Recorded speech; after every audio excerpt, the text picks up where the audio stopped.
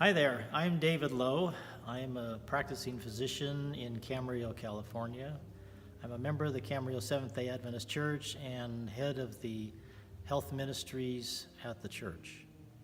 My wife and I, Flo, have been doing health ministry at the church for, close to 40 years and have had a number of experiences, actually a lot of experiences, doing a lot of different programs for health ministry and trying to find ways to reach our community through our church. It started way back doing heartbeat programs, which was a coronary artery risk evaluation program developed by John Scharfenberg. And he had this program to run this program, so we adopted that, ran that for about 15 years or so. And it was a good introduction into health ministry. That's all we did. But after we would identify risk factors in regards to coronary artery disease, then we would help people to try to modify those risk factors, and then we would provide programs to help them modify those risk factors, whether it was to stop smoking, stress management, exercise classes, instructions with cooking schools, and how to have a better healthy diet to prevent heart disease. So that was kind of our core for a number of years. I can't say that there was a lot of church participation. There was a lot of community participation. We made a lot of good community friends out of that program. They looked forward to this program each and every year. But since that time, we've done a number of different programs. We've done the CHIP program, both the old version and the newest revised version that was redone. We have done the Longevity Lifestyle Matters program, authored by Dr. Arlene Taylor. We've done the diabetes program, which was developed by Dr. Wes Youngberg and with Brenda Davis. We've also done a weight loss program called the Full Plate Living program now. It used to be Full Plate Diet, but they went to Full Plate Living. And it has two components. You can do just a weight control program, but also they have one that addresses emotional eating, which I thought was very good. We've also done Dr. Neil Nedley's Depression Recovery Program. We've run that a couple of times at our church. Interspersed with that, we've also done health seminars on Sabbath afternoons on various topics of health, like whether it's hypertension, osteoporosis, type 2 diabetes, obesity, cancer, and the like. We've also done film showings. We would do a film showing once a month on Sabbath afternoons for the community. That was free of charge.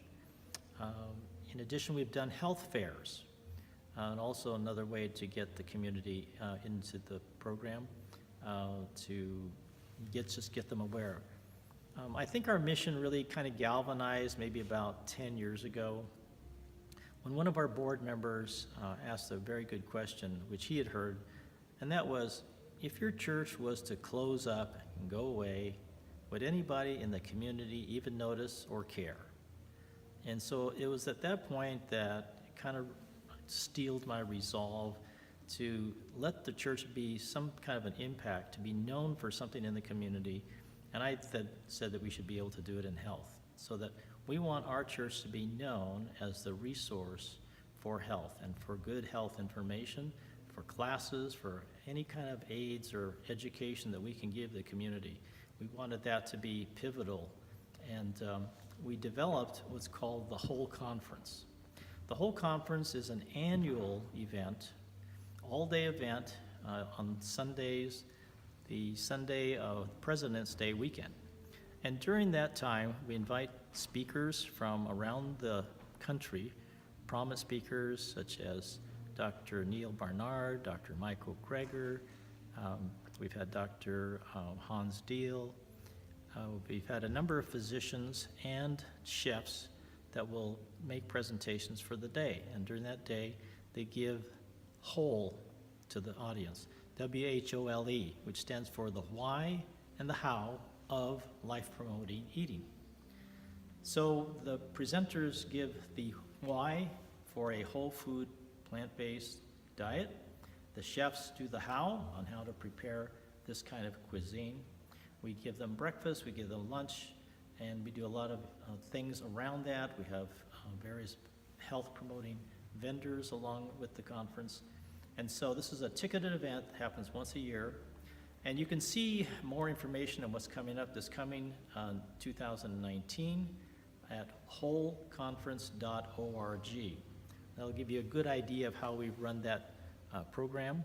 And it's been a great event. Last year, or this year actually, this February, we had 484 people come from all over the state and our community, our county, and even outside of the state. We even had one physician come from Germany who had seen it on the internet.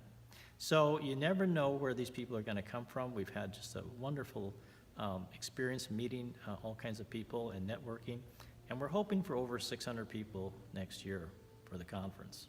We've outgrown our church, so we've had to hold this event now in a high school performing arts auditorium 1 block away from our church. But our church is still involved because that's where we serve breakfast and lunch.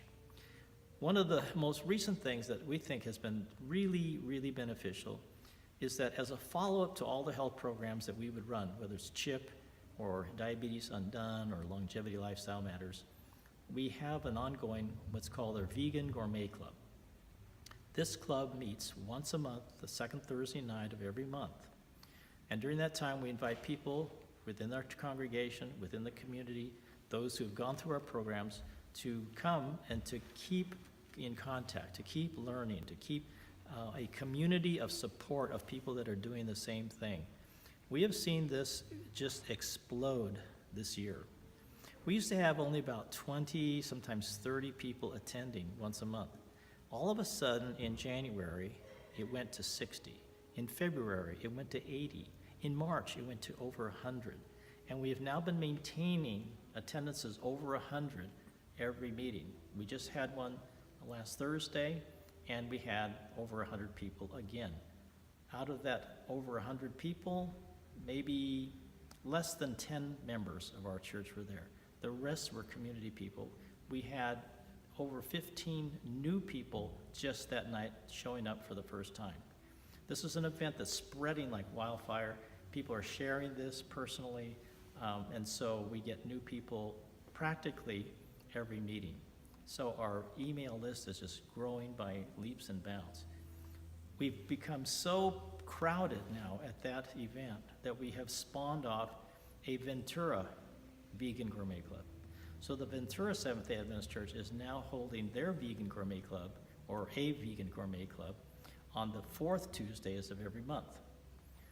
It's our kind of hope that this will spread throughout our county and that the Simi Valley Seventh-day Adventist Church may pick up another night during one of the other weeks of the month, and maybe the Thousand Oaks Church or some other church will pick up another week, so that we could have actually every week of the month practically, they could go to some Seventh-day Adventist church for a Vegan Gourmet Club. That's our kind of vision. Don't know if it'll occur, but we've already spawned off one group. And at their first meeting in Ventura, they had over 50 people attending the first night. So we are just happy that we can help other churches, and that's one of our kind of our goals, our mission as a group. I'm a member of a 5-person team called the Besties, the best friends creating the best food for your best health. And our goal is to try to empower other churches to get involved with health ministry.